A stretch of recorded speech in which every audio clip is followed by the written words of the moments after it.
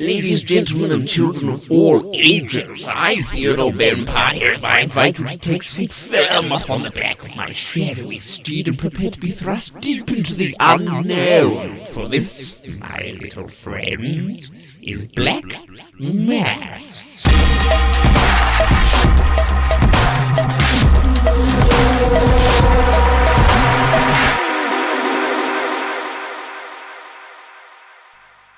Welcome, friends, colleagues, and esteemed anthropologists.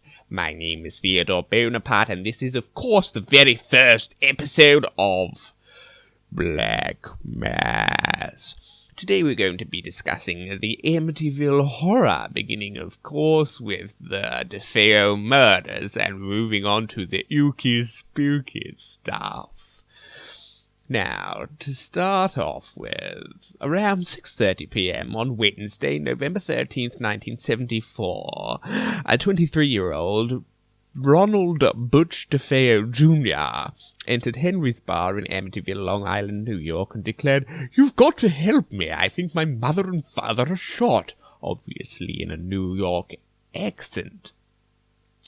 DeFeo and a small group of people went to 112 Ocean Avenue, which was located near the bar, and found that DeFeo's parents were indeed deceased.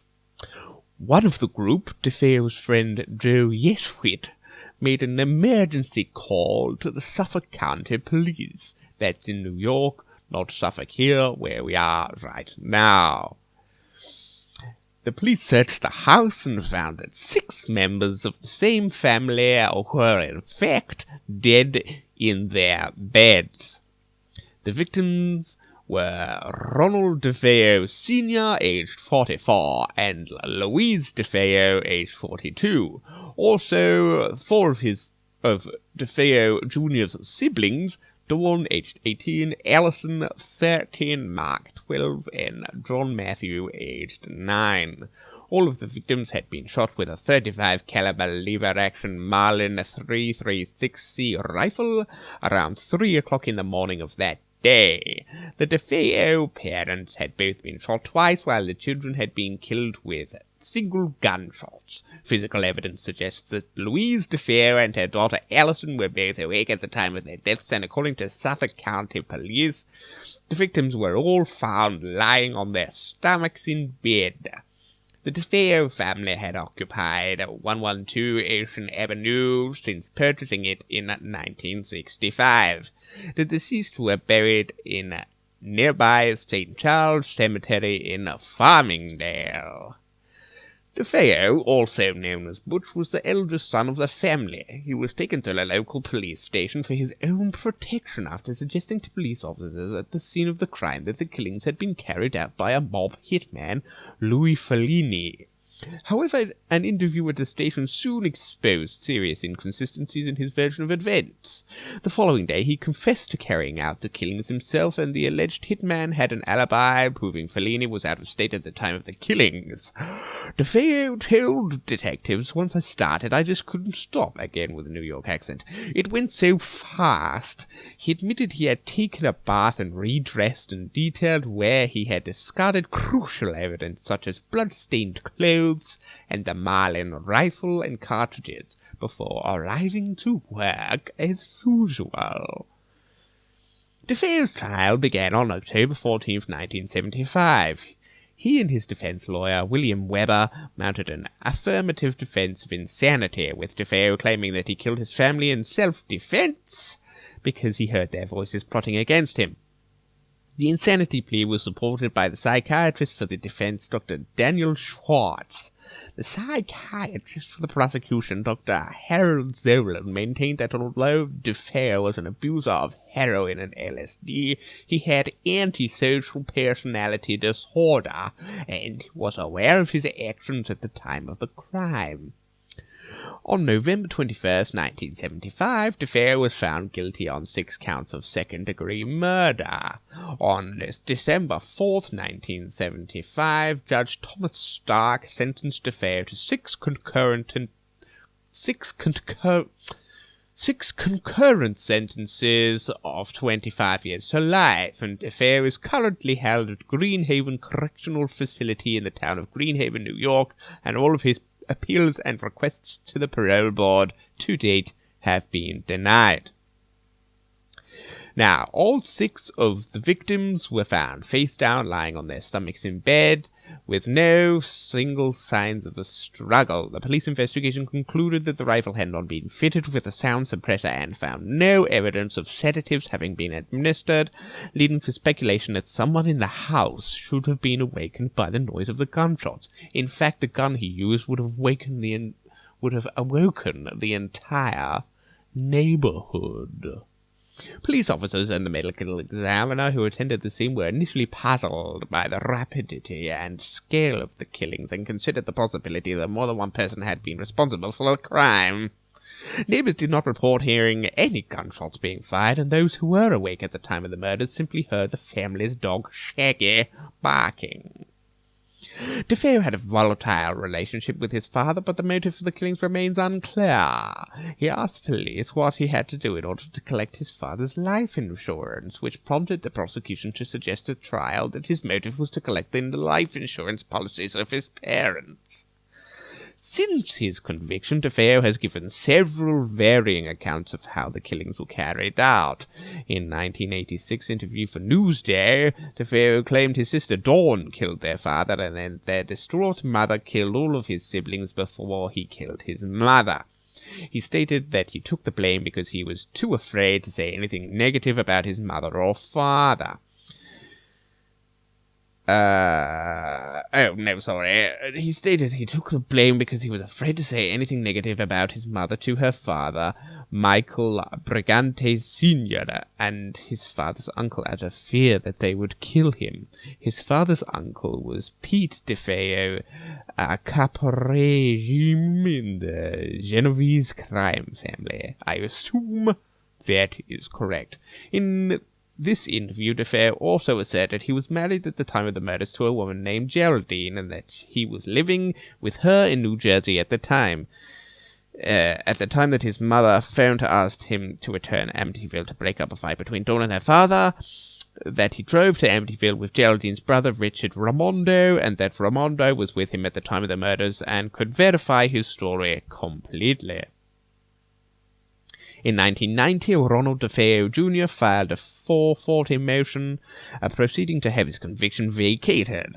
In support of his motion, DeFeo asserted that Dawn and an unknown assailant who fled the house before he could get a look at him killed their parents, and Dawn subsequently killed their siblings. He said the only person he killed was Dawn, and that it was by accident as they struggled over the rifle. Again, he asserted he was married to Geraldine and that her brother was with him at the time of the murders. An affidavit from Richard Raimondo was submitted to the court, and it was asserted he could not be located to testify in person. Evidence was submitted to the court by the Suffolk County District Attorney's Office suggesting that Richard Raimondo did not exist and that Geraldine Gates was living upstate New York, married to someone else at the time of the murders. Geraldine Gates did not testify at this hearing because authorities had already confronted her by the false claims, and in 1992 secured a statement under oath where she admitted Raimondo was fictitious and that she didn't actually marry DeFeo until 1989 in anticipation of the filing of the 440 motion. Judge Stark denied the motion, writing, "I find the testimony of the defendant overall to be false and fabricated. His testimony that during the fall of 1974 he was married and lived with his wife and child at Long Branch, New Jersey, is incredible and not worthy of belief. He produced no corroborating evidence in this regard. Another reason for my disbelief of the defendant's testimony is demonstrated by the consideration of several portions of the trial testimony. He signed a lengthy written statement describing in detail his activities. In this statement, he said that he lived with his family at 112 Ocean Avenue in Amityville, and that he worked for his father, that he usually went to and from work with his father, that he was ill and stayed home from work on November 12, 1974, that he was on probation for having stolen an outboard engine and had an appointment to see his probation officer in Amityville on that very afternoon. Defendant's girlfriend, Mindy Weiss, testified that she had been dating the defendant in June 1974 and was with him frequently that summer and fall. Stark further declared defendant's testimony that he did not shoot and kill the members of the family is likewise incredible and not worthy of belief. Now, let's get into the juicy parts of the Amityville Horror now. The Amityville Horror is a book by American author J. Anson, published in September 1977, not long after the initial murders. I think it's about 4 years. 3 or 4 years. It is also the basis of a series of films, as you very well know, released between 1979 and 2015. The book is claimed to be based on the paranormal experiences of the Lutz family, who moved into the house after it was vacated, but has led to controversy and lawsuits over its truthfulness. Now, the book describes the house at 112 Ocean Avenue as remaining empty for 13 months after the DeFeo murders. In December 1975, George and Kathleen Lutz bought the house for what was considered to be a bargain price of $80,000. The 5-bedroom house was built in Dutch colonial style and had a distinctive gambrel roof, which is and if you remember, it has those very creepy attic eye-looking windows. It also had a swimming pool and a boathouse and was located on a canal. George and Kathy married in July 1975 and each had their own homes, but they wanted to start afresh with a new property. Kathy had 3 children from a previous marriage: Daniel, 9, Christopher, 7, and Melissa or Missy, aged 5. They also owned a crossbreed Malamute Labrador dog named Harry. During their first inspection of the house, the real estate broker told them about the DeFeo murders and asked if this would affect their decision. After discussing the matter, they decided it wasn't a problem. The Lutz family moved in December 19, 1975. Much of the DeFeo family's furniture was still in the house because it was included for $400 as part of the deal. A friend of George Lutz learned about the history of the house and insisted on having it blessed. At the time, George was a non-practicing Methodist and had no experience of what this would entail, but Kathy was a non-practicing Catholic and explained the entire process. George knew a Catholic priest named Father Ray, who sounds dubious, who agreed to carry out the house blessing. Oh, here we go, yes. In Anson's book, real life priest Father Ralph J. Pecoraro is referred as Father Mancuso for privacy reasons, so he wasn't Father Ray at all. Father Mancuso was a lawyer, judge of the Catholic court, and psychotherapist who lived at the local Sacred Heart Rectory. He arrived to perform the blessing while George and Kathy were unpacking their belongings on the afternoon of December 18th, 1975, and went into the building to carry out the rites. When he flicked the first holy water and began to pray, he heard a masculine voice demanding that he get out! Get out! When leaving the house, Father Mancuso did not mention this incident to either George nor Kathy. On December 24th, 1975, Father Mancuso called George Lutz and advised him to stay out of the second-floor room where he had heard the mysterious voice, the former bedroom of Mark and John.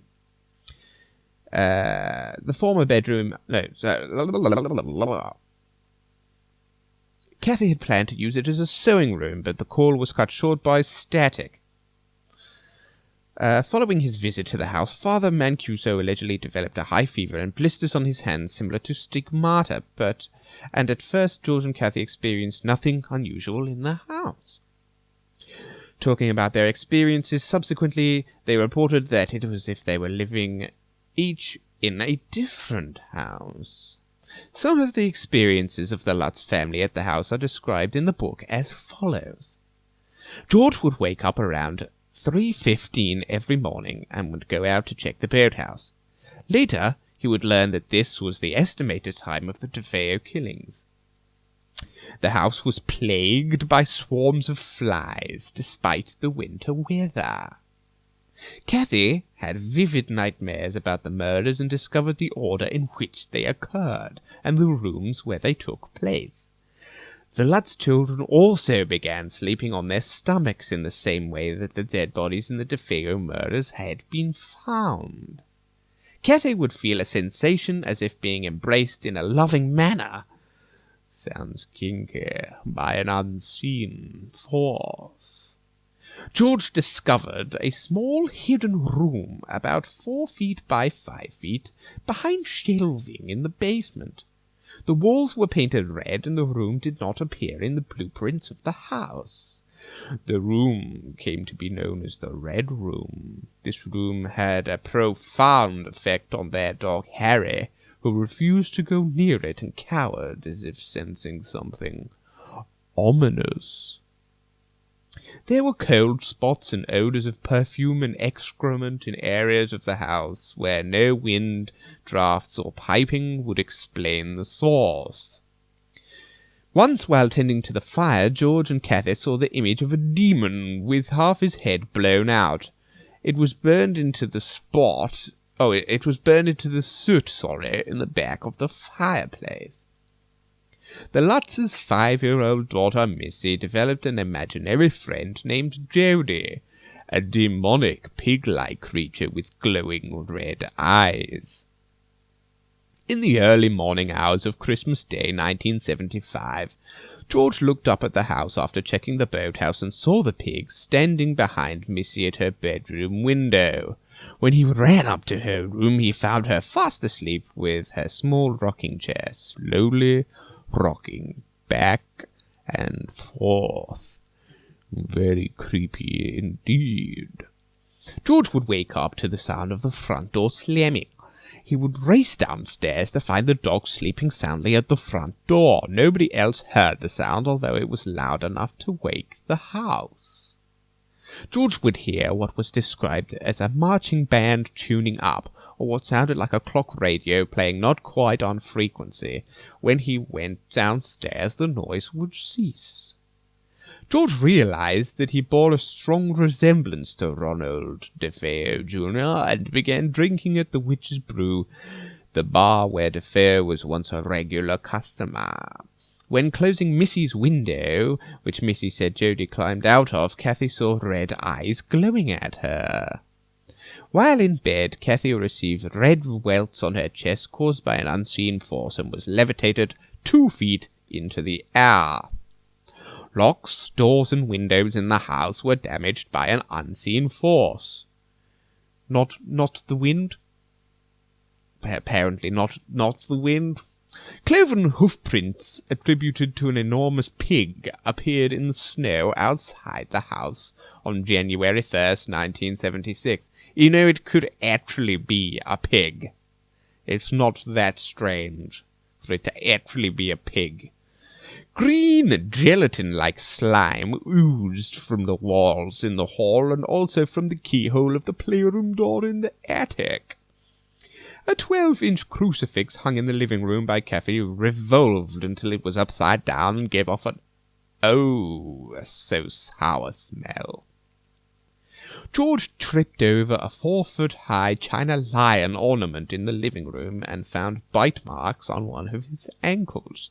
Later, this lion would reappear in the living room after George had moved it back upstairs into the sewing room, because nobody else in the house could have picked it up and taken it downstairs and put it back in its original place where it was supposed to be. George saw Kathy transform into an old woman of 90, the hair wild, a shocking white, the face of a mass of wrinkles and ugly lines, and saliva dripping from a toothless mouth.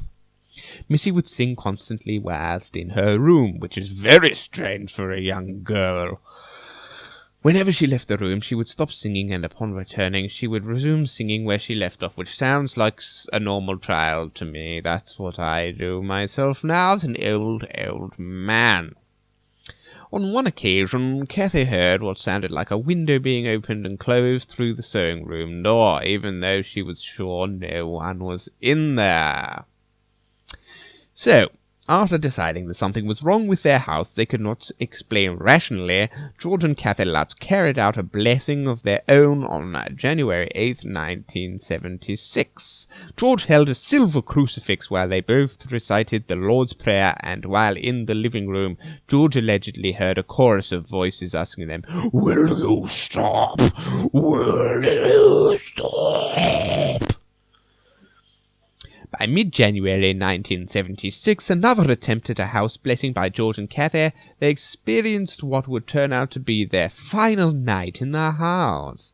The Lutzes declined to give a full account of the events that took place on this occasion, describing them as far too frightening. After getting in touch with Father Mancuso, the Lutzes decided to take some belongings and stay at Kathy's mother's house in nearby Deer Park, New York, until they had sorted out the problems with the house. They claimed that the phenomena followed from there, with a final scene of Anson's book describing greenish-black slime coming into the staircase towards them. On January 14th, 1976, George and Kathy Lutz, with their 3 children and their dog Harry, left 112 Ocean Avenue, leaving all of their possessions behind. The next day, a mover came in to remove the possessions to send to the Lutzes. He reported no paranormal phenomena whilst inside the house.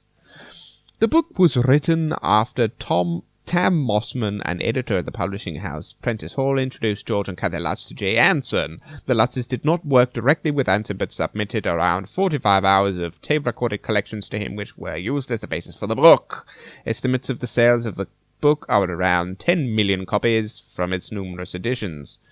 Anson is said to have based the title of the Amityville horror on the Dunwich Horror by H.P. Lovecraft in 1929. One edition of the book has a quote from the review in the Los Angeles Times on the front cover stating, "A fascinating, frightening book. The scariest true story I've read in years," while the tagline states, "more hideously frightening than The Exorcist because it actually happened."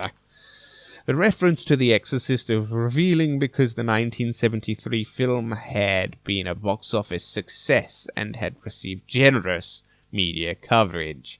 That indeed, my friends, is a red flag. The role of Father Pecoraro in the story has been given considerable attention. During the course of the lawsuit surrounding the case in the late 70s, Father Pecoraro stated in an affidavit that his only contact with the Lutzes concerning the matter had been on the telephone.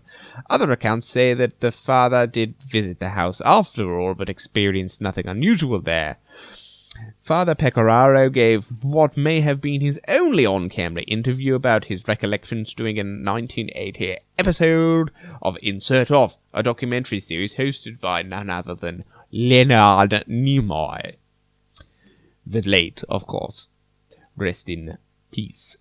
Father Pecораro's face was obscured during the interview to preserve his anonymity. In the interview, he repeated the claim that he heard a voice saying, "Get out! Get out!" but stopped short of giving it a paranormal origin. He also stated that he felt a slap on his face during the visit, and he did subsequently experience blistering on his hands. The claims of physical damage to the locks, doors, and windows were rejected by Jim and Barbara Cromrati, who bought the house for $55,000 in March 1977. That's quite a drop in price. In a television interview filmed at the house for That's Incredible, Barbara Cromrati argued that they appeared to be the original items and had not been repaired. The That's Incredible feature also showed that the Red Room was a small closet in the basement and would have been known to the previous owners of the house because it was not concealed in any way. The claim made in Chapter 11 of the book that the house was built on a site where the local Shinnecock Indians had once abandoned the mentally ill and the dying was rejected by local Native American leaders. Of course it was rejected by them. The claim of cloven hoof prints in the snow on January 1st, 1976 was rejected by other researchers because weather records showed that there had been no snow in Amityville on that date. Neighbors reported nothing unusual during the time that the Lutzes were living there. Police officers depicting visiting the house in the book and 1979 film, but records showed that the Lutzes did not call the police during the period that they were living on Ocean Avenue, 112 Ocean Avenue. There was no bar in Amityville called the Witch's Brew at the time. Ronald DeFeo Jr. was a regular customer at Henry's Bar, a short distance from 112 Ocean Avenue. It was in fact about a block away. Critics, including Stephen Kaplan, pointed out that the changes were made to the book as it was reprinted in different editions. In the original hardcover version, Father Pecoralo's car is an old tan Ford, and he experiences an incident in which the hood flies up against the windshield while he is driving it. In later editions, the car is described as a Chevrolet Vega before reverting it to a Ford. In May 1977, George and Kathy Lutz filed a lawsuit against William Weber, who was the defense lawyer for Ronald DeFeo Jr. at his trial. Paul Hoffman, a writer working on an account of the hauntings, Bernard Burton and Frederick Mars, both alleged clairvoyants who had examined the house, along with Good Housekeeping magazine, the New York Sunday News, and the Hearst Corporation, all of which had published articles related to the hauntings. The Lutzes alleged invasion of privacy, misappropriation of names for trade purposes, and mental distress, and claimed $4.5 million in damages. Hoffman, Weber, and Burton immediately filed a countersuit for $2 million, alleging fraud and breach of contract. The claims against the news corporations were dropped for lack of evidence, and the remainder of the lawsuit was heard by Brooklyn U.S. District Court Judge Jack B. Weinstein. In September 1979, Judge Weinstein dismissed the Lutz's claims and observed in his ruling, "Based on what I've heard, it appears to me that a large extent of the book is a work of fiction, relying in large part upon the suggestions of Mr. Weber." In the September 17th, 1979 issue of People magazine, William Weber wrote, "I know this book is a hoax. We created this horror story over many bottles of wine." This refers to a meeting that Weber is said to have had with George and Kathy Lutz, during which they discussed what would later become an outline for Anson's book. Judge Weinstein also expressed concern about the conduct of William Weber and Bernard Burton relating to the affair, stating, "There is a very serious ethical question when lawyers become literary agents." George Lutz maintained that the events in the book were mostly true and denied any suggestion of dishonesty on his part. In June 1979, George and Kathy Lutz took a polygraph test relating to their experiences at the house, the results of which, in Mr. Rice's opinion, did not indicate lying. In October 2000, the History Channel broadcast Amityville, The Haunting and Amityville Horror or Hoax, a two-part documentary made by horror screenwriter-producer Daniel Farrens to mark the 25th anniversary of the case. George Lutz commented in an interview for the program, "I believe this has stayed alive for 25 years because it's a true story. It doesn't mean that everything has ever been said about it is true. It's certainly not a hoax. It's real easy to call something a hoax. I wish it was, but it is not." The debate about the accuracy of Amityville Horror continues, and despite the lack of evidence to corroborate much of the story, it remains one of the most popular haunting accounts in American folklore. The various owners of the house since the Lutz family left in 1976 have reported no problems whilst living there. James Cromrati, who bought the house in 1977 and lived there with his wife Barbara for 10 years, commented, "Nothing weird ever happened, except for people coming by because of the book and a movie. For they are weirdos." Now, Kathleen Lutz died of emphysema in 2004, and George Lutz died of heart disease 2006. The couple had divorced in the late 80s, but remained on good terms. Now, on the night of March 6, 1976, the house was investigated by the world's biggest pranksters, Ed and Lorraine Warren, who you will know from the films The Conjuring and Annabelle. A husband and wife team, yes, they were real people, of self-described demonologists, together with a crew from the television station Channel 5 New York and reporter Michael Linder of WNEW-FM. During the course of the investigation, Gene Campbell took a series of infrared time-lapse photographs. One of the images allegedly shows a demonic boy with glowing eyes who was standing at the foot of the staircase. The photograph did not emerge into the public domain until 1979, when George and Kathy Lutz and Rod Steiger appeared on the Merv Griffin Show to promote the release of the first film. 112 Ocean Avenue was also investigated by parapsychologist Hans Holzer. The Warrens and Holzer have suggested that the house is occupied by malevolent spirits due to its history. George Lutz registered the phrase the Amityville Horror as a trademark in 2002, and it is referred to as the Amityville Horror on his official website. Lutz claimed that the film produces embellished or fabricated events portrayed in 1979 version and the 2005 remake. He also claimed that the producers of the 2005 film did not involve his family and that they used his name without permission. It sounds like the Lutz family are interested in money and earning money in any way they can. The house known as 112 Ocean Avenue still exists but has been renovated and the address changed in order to discourage sightseers from visiting it.